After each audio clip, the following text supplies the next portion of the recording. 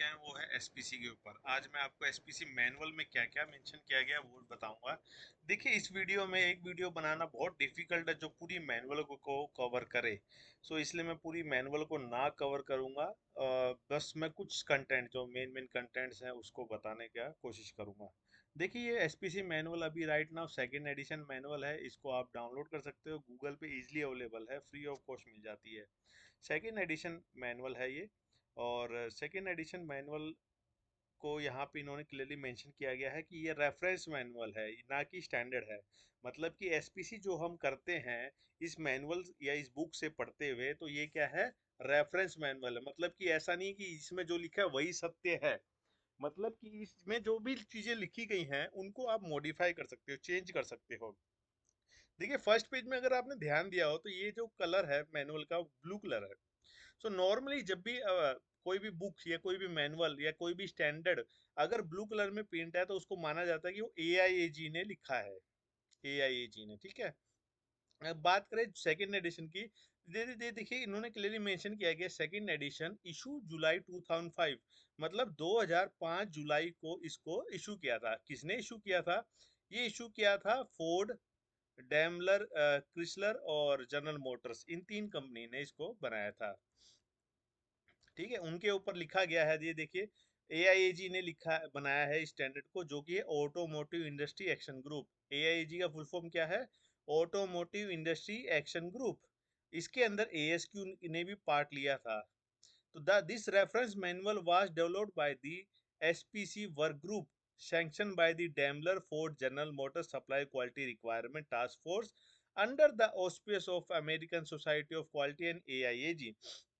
मतलब जो ये तीन कंपनियां थी यूएस की, क्रिसलर, फोर्ड, जनरल मोटर, इन्होंने अपनी रिक्वायरमेंट्स को बताया। जो उनकी सप्लाई क्वालिटी की जो रिक्वायरमेंट्स थी, ASQ और AIG को बताया और इन्होंने इसको लिखा है। इसमें ये कंपनी के कुछ मेंबर्स भी हैं, AIG के मेंबर भी हैं और अमेरिकन सोसाइटी ऑफ क्वालिटी के भी मेंबर है। ठीक है, इसके बारे में इन्होंने काफी हद तक लिखा है। इसमें क्लियरली मेंशन किया गया, इसको पढ़ते हैं। This manual is an introduction to SPC. It is not intended to limit evaluation of SPC methods situated to particular process or commodities. While these guidelines are intended to cover normally occurring SPC system situations, there will be questions that arise. These questions should be directed to your customer supply quality assurance activity. If you are uncertain as to how to contact the appropriate SQ activity, the buyer in your customer purchase office can help। मतलब इन्होंने clearly mention किया गया है कि ये SPC ऐसा नहीं है कि इसी मैनुअल में जो चीज लिखे गए, इसमें लिखा गया है भाई सीपी निकालना है तो सीपी निकालना ही जरूरी है, ऐसा मैंडेटरी नहीं है। इसमें बस ये गाइडलाइन दिए गए हैं कि आप कैसे एसपीसी कर सकते हो। अब करना कैसे है, उसमें अगर आपके कुछ क्वेश्चंस आते हैं तो ये क्लियरली मैनुअल कह रहा है कि आप अपने कस्टमर से, जो कस्टमर का सप्लाई क्वालिटी एश्योरेंस का जो बंदा है, नॉर्मली सप्लाई क्वालिटी वाले इसको लीड करते हैं या फिर कुछ कंपनी में परचेस वाले हैं, उनको आपको पूछना है कि इसको कैसे इम्प्लीमेंट करें। ठीक है, तो इसीलिए मैंने आपको कहा था ये मैनुअल है, ये कोई स्टैंडर्ड नहीं है, इसको आप यूज कर सकते हो।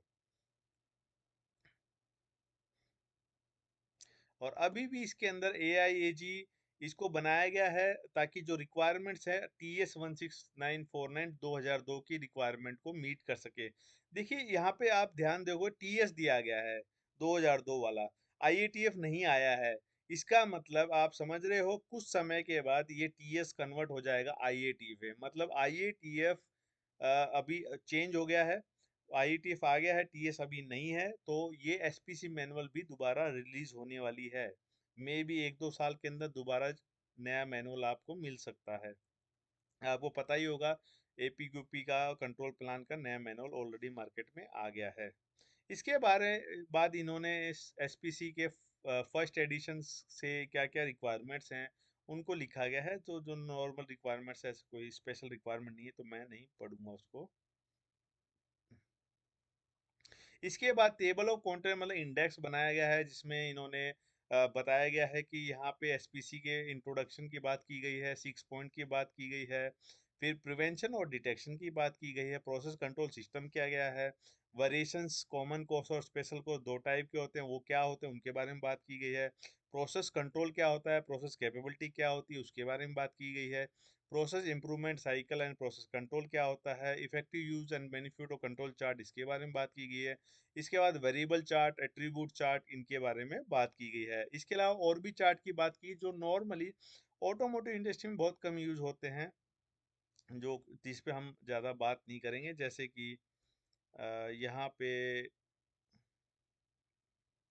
कुछ चार्ट्स की बात की गई है, जैसे कि example probability based chart, short run control charts, non normal charts, multivariate chart, in regression control chart, residual charts, auto regression charts and zone chart. Normally इनको ऑटोमोटिव में यूज नहीं करते हैं। तो फेमस कंट्रोल चार्ट्स हैं X bar R chart, X bar S chart, X bar M R chart, P chart, N P chart, U chart, C chart, इनके बारे में हम बात कर सकते हैं इस वीडियो में। बाकी मैं आपको बताना चाहूँ, मेरी ऑलरेडी एक एसपीसी की स्पेशल वीडियो है जिसमें मैंने एक्स बार कैसे कैलकुलेट करते हैं, एक्स बार आर चार्ट को कैसे प्लॉट करते हैं, P chart, U chart, C chart, NP chart को कैसे कैलकुलेट किया जाता है, उसके ऊपर भी मैंने वीडियो स्पेशल बना चुका हूँ विद एग्जाम्पल। तो आप मेरे चैनल में जाके उन वीडियोस को चेक कर सकते हो, पढ़ सकते हो। इसके बाद इन्होंने यहाँ बायलेटरल टॉलरेंस में एसपीसी कैसे करें, यूनिलेटरल में कैसे एसपीसी करें, उसके बारे में भी बताया है। उसके बाद ओवर एडजस्टमेंट क्या होती है, टाइम डिपेंडेंट प्रोसेसेस क्या होती है, डायमीटर स्टैटिस्टिक्स और कुछ अपेंडिक्स में डिफाइन की गई चीज़ें जो कि नॉर्मली आपके काम की नहीं है। इसके बाद इन्होंने अगले पेज पे लिस्ट ऑफ इलिस्ट्रेशंस में काफ़ी डिटेल दी गई हैं, जो कि हम आगे जाके कुछ देखेंगे। देखिए, मैं पूरी मैनुअल को कवर नहीं कर पाऊंगा एक वीडियो में, जितना कवर कर पाएंगे उतना हम करेंगे, क्योंकि बहुत डिफिकल्ट होता है। देखिए, सबसे पहले इन्होंने क्या किया है, मैनुअल में इंट्रोडक्शन दिया गया है। आइए इंट्रोडक्शन को समझते हैं।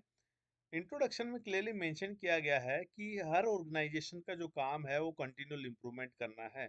हमें ऐसे कहीं ना कहीं तरीके देखने चाहिए जिससे हम प्रोडक्ट और सर्विसेज को इफेक्टिव वे से प्रोड्यूस कर पाएं, ताकि कस्टमर रिक्वायरमेंट को फुलफिल कर पाएं। कस्टमर यहाँ पे इंटरनल और एक्सटर्नल दोनों है, और हमारा जो मेन फंडा है, मेन बेसिक गोल है, बिजनेस का जो गोल होना चाहिए, always customer satisfaction primary goal होना चाहिए। इसके बाद इन्होंने मेंशन किया गया है, इसको करने के लिए everyone in organisation must be committed to improvement and use of effective methods. So इसको करने के लिए सब लोग कमिटेड होने चाहिए, इम्प्रूवमेंट करनी चाहिए और इफेक्टिव मेथड का यूज किया जाना चाहिए। और इस मैनुअल में कुछ बेसिक एसपीसी या स्टैटिस्टिकल मेथड, स्टैटिस्टिकल मतलब क्या होता है, जो आपकी कैलकुलेशंस पे बात करती है, नंबर्स पे, जो मैथमेटिक्स जैसे नंबर्स पे बात करती है, 1 2 3 4 को, उनको स्टैटिस्टिक्स कहते हैं। तो इन स्टैटिस्टिक्स मेथड्स की कुछ बेसिक रिक्वायरमेंट्स के बारे में बताया गया है, ताकि आप अपने प्रोसेस को इम्प्रूव कर सको, इफेक्टिव बना सको। Different levels of understanding are needed to perform different tasks. This manual is aimed at practitioners and managers beginning the application of statistical method. मतलब ये क्लियरली बताया गया है कि ये जो मेथड है, बेसिकली जिनको थोड़ा सा मैथमेटिक्स की नॉलेज है, स्टैटिस्टिक्स की नॉलेज है, उनको हेल्प करेगी कि वो सीखें कैसे एसपीसी कर सकते हैं। और refresh, as a refresher training भी आप इसको यूज कर सकते हो। ठीक है जी। इसके बाद यहाँ पे इन्होंने क्लियरली मेंशन किया गया है कि यहाँ पे कुछ चार्ट्स हैं, अदर चार्ट, जैसे कि design experiment, quality function deployment is available and reference in appendix H में रेफर किए गए हैं। इसके बाद चैप्टर वन में इन्होंने बैकग्राउंड के बारे में बात की गई, प्रोसेस कंट्रोल क्या होती हैं, क्या इंपॉर्टेंट है, स्पेशल और common course of variation and control chart के बारे में इंट्रोडक्शन दिया गया है। चैप्टर 2 में basically construction and use of control chart, both variable और एट्रीब्यूट डाटा के बारे में बात की गई है। चैप्टर 3 में अदर टाइप ऑफ चार्ट की बात की गई है, probability based chart, short run chart, तो मल्टी वेरिएट चार्ट, इसके बारे में हम ज़्यादा बात नहीं करेंगे, ये नॉर्मली ये यूज में नहीं आते हैं। ठीक है जी। और चैप्टर 4 में प्रोसेस कैपेबिलिटी एनालिसिस की बात की गई है। और अपेंडिक्स के अंदर सैम्पलिंग ओवर एडजस्टमेंट क्या होता है, process for selecting control chart क्या होता है, टेबल ऑफ कंटेंट एंड फॉर्मूले, नॉर्मल टेबल, इसके बारे में बात की गई है।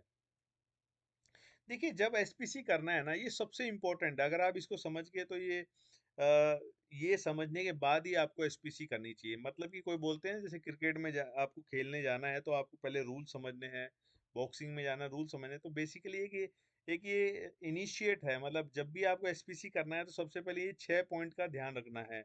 क्या है 6 पॉइंट? पहला पॉइंट है, gathering data and using statistical method to interpret them are not end in themselves. The overall aim should be increase understanding the reader process. It is very easy to become technical expert without realizing any improvement. Increased knowledge should be a basic for action. मतलब ये कह रहा है कि basically हमने data ले लिया और चार्ट में बना लिया, और इससे हम ये सोचें कि हम बहुत एक्सपर्ट हो गए, तो वो एक्सपर्टीज की जरूरत नहीं है। हमेशा हमें इम्प्रूवमेंट के लिए काम करना है और नॉलेज को हमेशा इम्प्रूव करना है। ऐसा नहीं कि हम कुछ चार्ट बना ले तो ये समझ लें कि हम एसपीसी के एक्सपर्ट बन गए, ऐसा नहीं है। पॉइंट नंबर 2 में, measurement systems are critical to proper data analysis and they should be well understood before process data are collected. When such system lack statistical control or their variation account for substantial portion of the total variation in process data, inappropriate decision can be made. मतलब clearly कह रहा है कि अगर measurement system आपका बहुत critical है, अगर मेजरमेंट सिस्टम को सबसे पहले आपको अंडरस्टूड करना है, अगर आपने मेजरमेंट सिस्टम को ही अंडरस्टूड नहीं किया तो जो आप स्टैटिस्टिकल कंट्रोल कर रहे हो, एसपीसी कर रहे हो, तो गलत हो जाएगा। क्योंकि एसपीसी करने के समय सबसे पहले आपको मेजरमेंट वेरिएशन को रिड्यूस करना है। इसलिए इन्होंने आगे क्लियरली मेंशन किया गया है, for the purpose of this manual it will be assumed that this system is under control and is not a significant contribution to a total variation in the data. The reader is referred to the measurement system analysis manual available from AIAG for more information on this topic. मतलब clearly कह रहा है कि आपको SPC करने के लिए सबसे पहले रीडर की को मेजरमेंट के वेरिएशन को खत्म करना है। और ये जब हम एसपीसी मैनुअल को पढ़ रहे हैं तो हम एज्यूम कर रहे हैं कि मेजरमेंट में वेरिएशन नहीं है। तो मेजरमेंट में वेरिएशन पता करने के लिए आप एमएससी की गाइडलाइन, एमएससी मैनुअल को डाउनलोड कर सकते हो। एमएससी के बारे में भी मैंने अपने चैनल में अलग अलग वीडियो बनाई है, क्लियरली आर एंड आर का विद एग्जाम्पल कैलकुलेशन करके भी दिखाया है, उससे आप समझ सकते हो। तो ये इस पॉइंट में, पॉइंट नंबर 2 में क्लियरली मेंशन किया गया है मैनुअल में कि एमएसए करना मैंडेटरी है पहले। एमएसए पहले किया जाता है, एसपीसी बाद में किया जाता है। आइए पॉइंट नंबर 3 में समझते हैं, the basic concept of studying variation and using statistical signal to improve performance can be applied to any area. Such area can be on shop floor or the office. Some examples are machine bookkeeping, gross sale, waste analysis, computer system, and material management. This manual focus upon shop floor info application. The reader is encouraged to consult the reference in appendix X. मतलब कि SPC आप कहीं पे भी कर सकते हो, HR admin में, कैंटीन एरिया में, आप गार्डन में, आप सिक्योरिटी सिस्टम में। लेकिन यहाँ पे इस ये मैनुअल फोकस कर रही है शॉप फ्लोर के एग्जांपल में। अगर आपको बाकी एरिया में एसपीसी करना है तो अपेंडिक्स ए को पढ़ सकते हो। SPC stand for statistical process control. Historically, statistical methods have been routinely applied to parts rather than processes. Application of statistical techniques to control output such as parts should be only the first step. Until the process that generates the output became the focus of our efforts, the full power of this method to improve quality, increase productivity and reduce cost may not be fully realized. मतलब clearly mention कर रहा है कि SPC का जो full form है वो है स्टैटिस्टिकल प्रोसेस कंट्रोल, और एसपीसी को यूज करना है आपको प्रोडक्ट के ऊपर, प्रोसेस में नहीं करना है।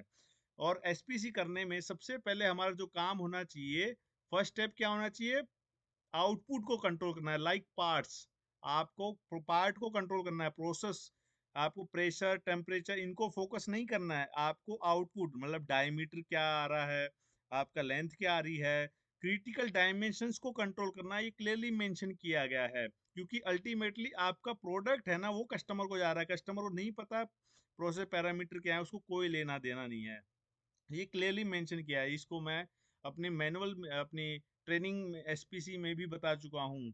सो ये आप देख ये क्लियरली मेंशन किया गया है, इसलिए मैं आपको पढ़ पढ़ के दिखा के सबूत दिखा रहा हूँ। क्योंकि कई बार होता है कि कुछ चीज़ मैं बोलूँ और आपको लगे कि गलत बोल रहा है ये, हो सकता है कि हमें गलत इन्फॉर्मेशन दे रहा है, इसलिए मैं आपको मैनुअल खोल के ही सब कुछ दूध का दूध पानी कर रहा हूँ। पॉइंट नंबर 5 पढ़ते हैं। Although each point in this test is illustrated with a workout example, real understanding of the subject involves deeper contact with the process control situation. The study of actual cases from reader on job location or from similar activities would be an improvement supplement to the test. There is no substitute for hand-on experience. मतलब कि आपको real example समझ के deeper control करना है और actual cases से आपको स्टडी करनी है।